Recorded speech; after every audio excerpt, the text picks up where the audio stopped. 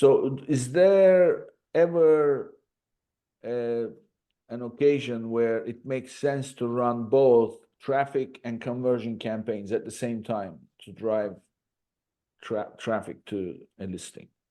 I only ever do that if like I've worked with a small movie studio that needed they just because they were reporting more top of funnel vanity numbers, they just wanted traffic and views to their trailer for their movie. Um, that's the only time I've ever like only if in other words only if the client requests it specifically will I run that type of objective. Even if you run a traffic objective and then you retarget those users, that also doesn't perform well. It's a very bad quality user if the types of users for a traffic campaign objective. How about if you are running giveaways and draws and things like that? Um, Even then, I would try and find some conversion to latch onto. It could even be like someone submitting their email to enter into the giveaway, or someone filling out a form to get the product. I would always try and anchor it to some kind of micro conversion on the website. A page, even something as simple as if you're not a form capture, at least like a scroll depth, optimized for someone scrolling 90% down a page if you can't do anything else. Yeah. Well, I mean, look, even if you are doing a draw or a giveaway, they have to complete a transaction, right? So they have to put their Correct. name. So that's a conversion. So can you expect the same kind of return like Google at the beginning, 1 to 1, 1 to 2, 1 to 3? Does it work the same way, roughly? It's pretty similar, yeah. It's pretty similar. I'd say in the long term, it becomes a little bit different because I typically find if you remove view through conversion with Meta, and you're running both those channels concurrently, you're running Google and Meta at the same time. What you'll start to find is they'll start to separate a little bit where Meta will look less efficient in platform and Google may start to look a little bit more efficient.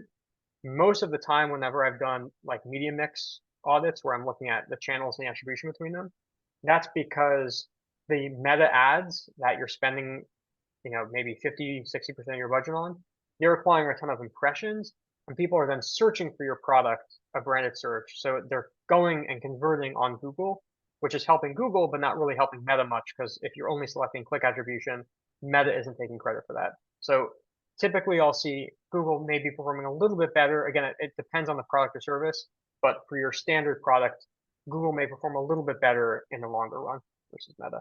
But you'll get more volume though from Meta, and it'll feed Google over time. Yeah. And also, in all fairness, the consumer wants to see the same thing in multiple places, multiple times. Yes. So, what is the attribution? How is that set? If somebody sees a particular ad in multiple places, who gets the credit? It's a complicated math, and it depends on it depends on the model that you set up. So the default in Google is typically, I believe it's a 1 day view or 7 day view, depending on if you're using GA4 just out of the box tracking. And then with Meta, it's typically 7 day click, 1 day view as a standard. Um, so if a user happens to see a Google ad and a Meta ad in the same day, within that 24-hour period, but maybe then converts on TikTok, for example, you may get 3 purchases from that one actual real purchase because they saw the ad on Google, Meta, all within 24 hours, but they converted on TikTok. So um, again, it depends on the attribution model you're using. If you are running a large budget, if you're spending tens of thousands a month, at minimum, of course, if you're spending greater than that, this applies to you. But if you're spending at least tens of thousands a month on spend across your channels, you should probably be using attribution tool like Triple Whale or Rockerbox or something to back into your tracking.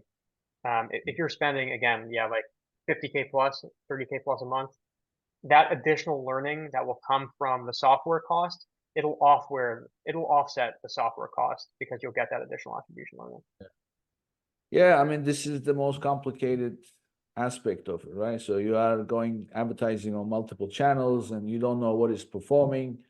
There are legitimate reasons for doing it, advertising in multiple places that don't necessarily produce the conversions that you need, but they are necessary because they help the purchase. So It's very hard.